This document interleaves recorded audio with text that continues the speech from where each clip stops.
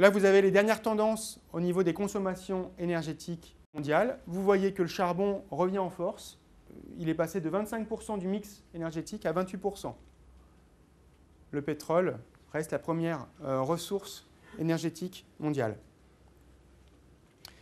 Vous voyez aussi que la consommation d'énergie entre 2006 et 2008 n'a pas décru. Ça a augmenté de grosso modo 10% en 2 ans, 5% par an.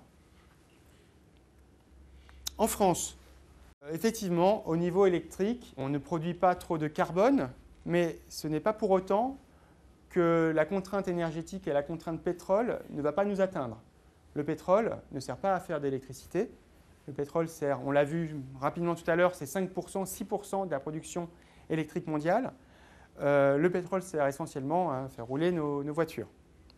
Vous voyez que donc sur la consommation d'énergie primaire française, 45% est non fossile, mais on a 55% de notre consommation d'énergie qui est fossile.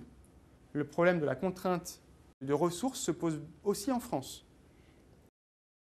On va zoomer sur deux ressources énergétiques que sont le gaz et le pétrole.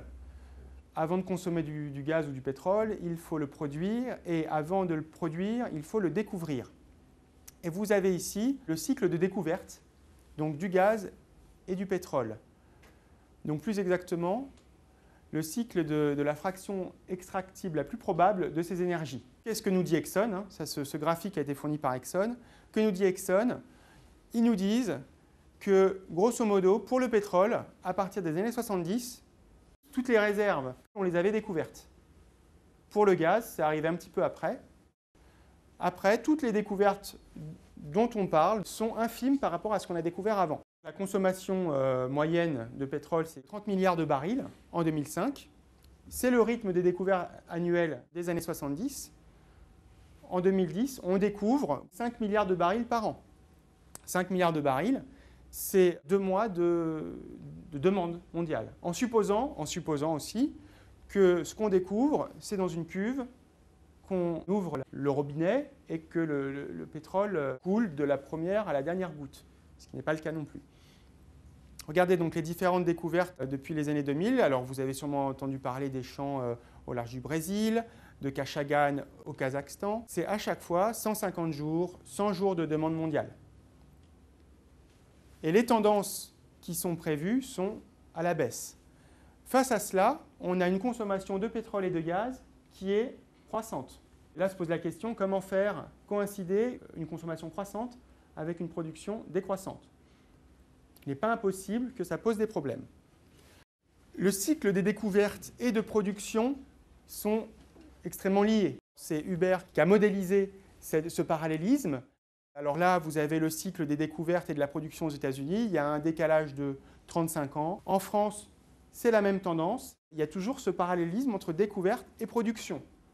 Donc, quand vous voyez le pic des découvertes dans les années 70 et 80, ceci explique pourquoi l'AIE nous a dit qu'on avait franchi notre pic de production des énergies fossiles conventionnelles en 2005.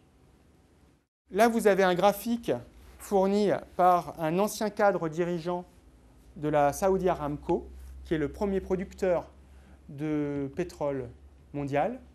Et qu'est-ce qu'il nous dit en 2007? Il nous dit que même si on va forer plus profondément, le pic, il est plus ou moins atteint dans les années 2005-2010. Précisons, pic, ce n'est pas une année, ce n'est pas un jour, un mois, ça va s'étaler sur une dizaine d'années. On ne le saura qu'après.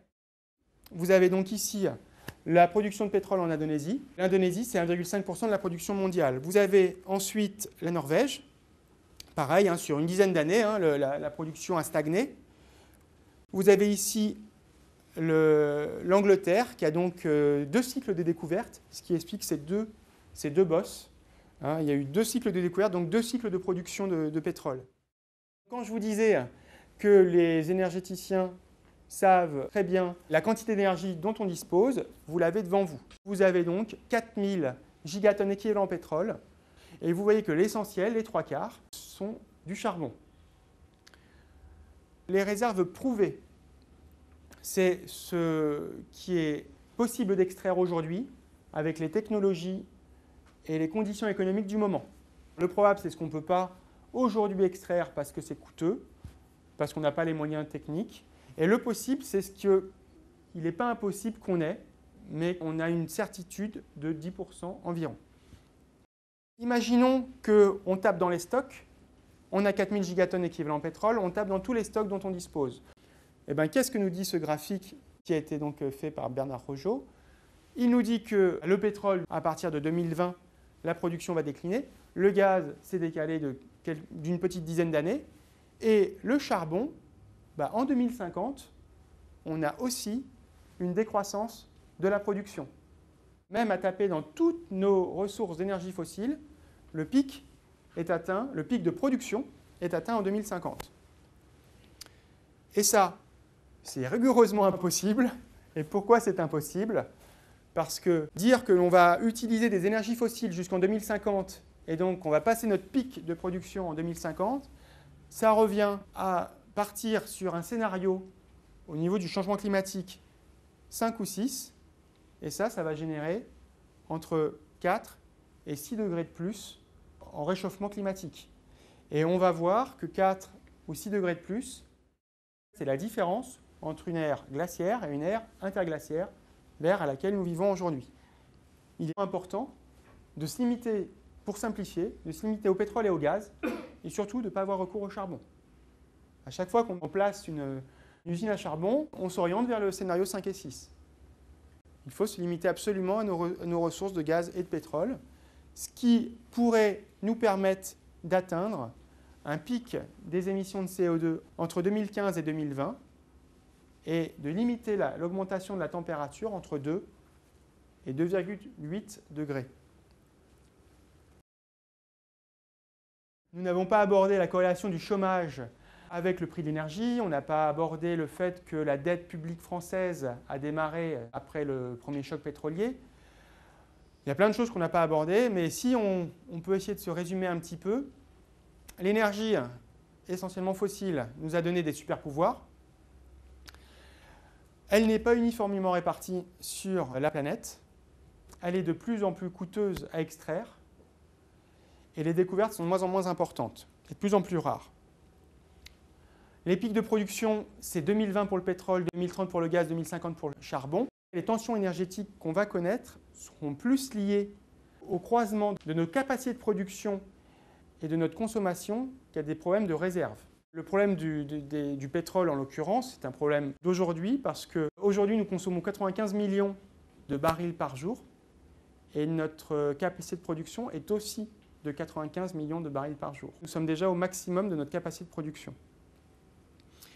Si nous ne freinons pas notre consommation d'énergie fossile, l'impact sur le climat peut aller jusqu'à 6 degrés.